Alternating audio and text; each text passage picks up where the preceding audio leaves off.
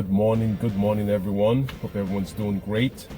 If you're new to my channel, my name is Wana, and every week I try to share some very important content that I'm actually implementing in my life to grow my personal wealth and also live an abundant life. So thank you very much for being here.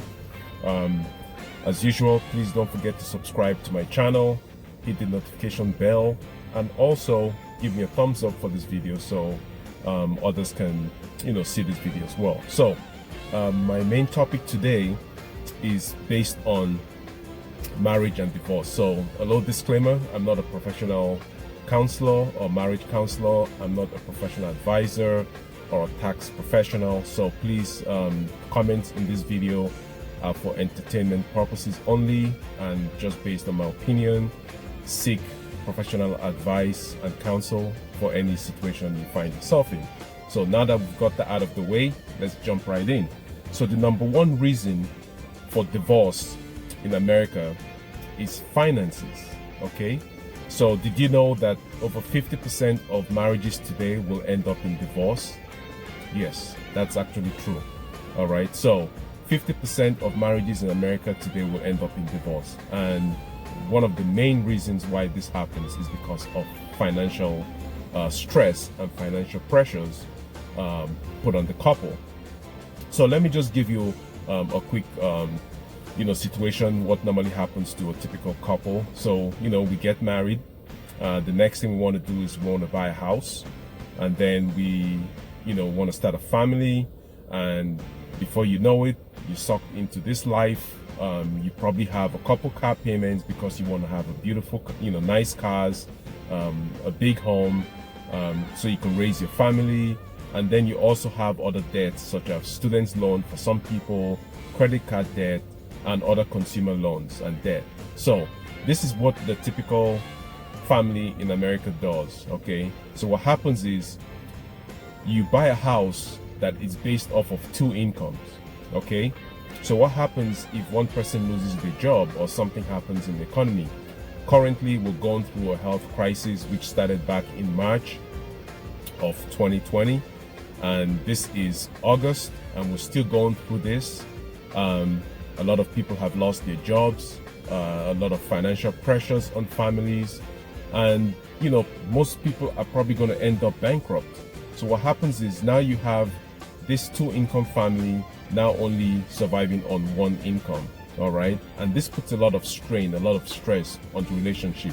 And if there's no communication between couples, then we end up with issues. So stay tuned to the end of this video, because I will have some things that you need to do to prevent this from happening to you, because I'm speaking from personal experience, and that's why I'm shooting this video. So like I said, my channel is basically on personal finance, investing, and business, and a little bit of motivation here and there, but everything I share here is mostly based on personal experience. So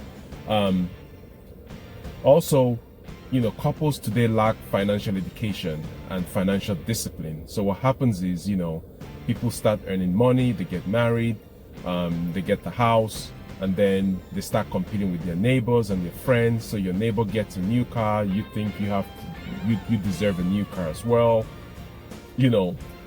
This is how people get into the trap. All right, we start spending, we start leveraging, and then before you know it, things get out of control, and the marriage that started off nice now becomes toxic because there's resentment between both couples. One spouse is doing whatever they want, the other is doing whatever they want. There's no communication, there's no teamwork. So this creates a lot of problems.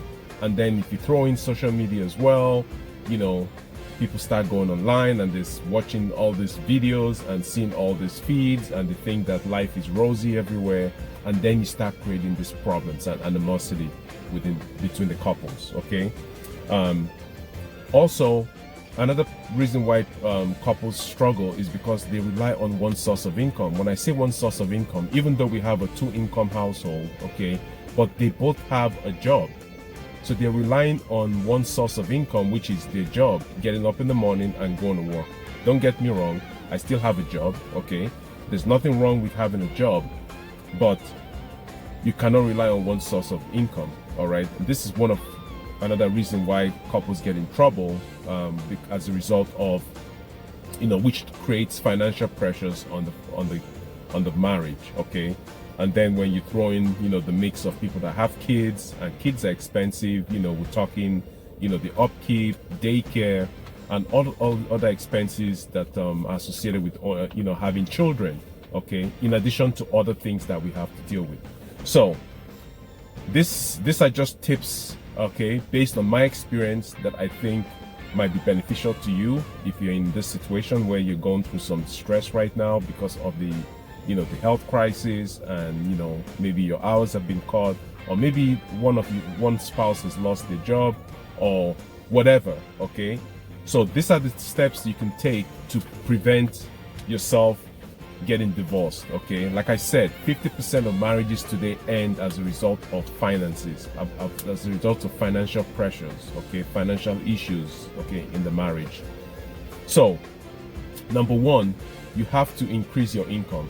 Both of you have to increase your income. Okay, and how do you increase your income? I'm not saying you have to quit your job, but in addition to having your job, you have to develop multiple sources of income, which means you have to start a side business, because when you have a business, there are benefits and deductions that you can take advantage of, all right, as a small business owner, okay, which helps reduce your overall income and how much tax you pay. All right, so if you don't have a business, now is the time to start a business. Okay, whether you have the money or you don't have the money, register a company or start as a sole prop and do something. Provide a service, provide something, sell some products. You have to have multiple sources of income. All right, what this does is it increases your cash flow, and then you can use that cash flow to pay off your debt, okay, and also put that towards investments. All right, now when you have more money coming in, guess what? Life is good. You can weather any craziness in the economy or any life issues. Okay, number three, you have to live on one income. So if you have a couple, maybe one makes $50,000 a year, the other makes $60,000 a year, live off of the $60,000 a year and bank that $50,000 in income. All right, make sure you put away enough, okay, so you have at least 1 year reserve, okay, in an emergency fund. So if anything happens, you guys are all set. So you live off of one income. So same thing, if you're buying a house, buy a house based on one income. So that way, if anything happens, you're in a better position to weather, the situation. Okay. Also, as you start having more income coming in and more cash flow coming in, reinvest some of it back into the business, okay, or your businesses. Acquire income producing assets, okay, which will spill off more cash flow. All right, and then you use that cash flow to pay off all your consumer debt, okay, minus your mortgage. If you want, you can pay off your mortgage as well. All right, but then you also need to invest in your financial education. All right, pick up a book on finance, pick up a book on budgeting, pick up a book on investing. All right, if it's buying real estate, in investing in land, in storage units, in whatever, get going. Okay, invest in your financial education, because your financial education is what's going to set you apart from the rest of the population. Okay, it's no secret why 5% of the population controls 95% of the wealth, and 95% of the population scrambles for 5% of the wealth. Okay, so my goal is to get myself out of the 95% and get myself to the 5%. Now it does take discipline, it takes time. You might lose friends, you might not have time to go to clubs, parties, whatever, to socialize, because you're building something. Okay, and that's what I'm doing. I am building a legacy that I can leave to my kids. Okay, and then they can continue. Alright, so I hope you found this interesting, and I hope you can take some knowledge from what I just posted. The number one reason why most couples end up in divorce is the finance. I mean, there are other reasons why people end up in divorce, but this is one of the main reasons why couples break up today, because of money. Alright, so prevent this from happening to you, if you're currently married, this is what steps that you should take. If you're not married yet, you need to sit down with your fiancé or your significant other and hash these things out on how you're going to actually, work your finances when you guys get married. So this is what's lacking. I wish there were classes for people before you get married to sit down and go through some kind of financial education before you actually find love. This would prevent most of the divorces that we have today. So I hope this was great for you. And as usual, thank you very much for being here. Don't forget to subscribe to my channel, hit the notification bell, and also give me a thumbs up for this video, and I'll catch you on the next video, okay? Make sure you check the other videos I have here, and you might learn something, okay? Have a wonderful day, and see you next time. Bye-bye.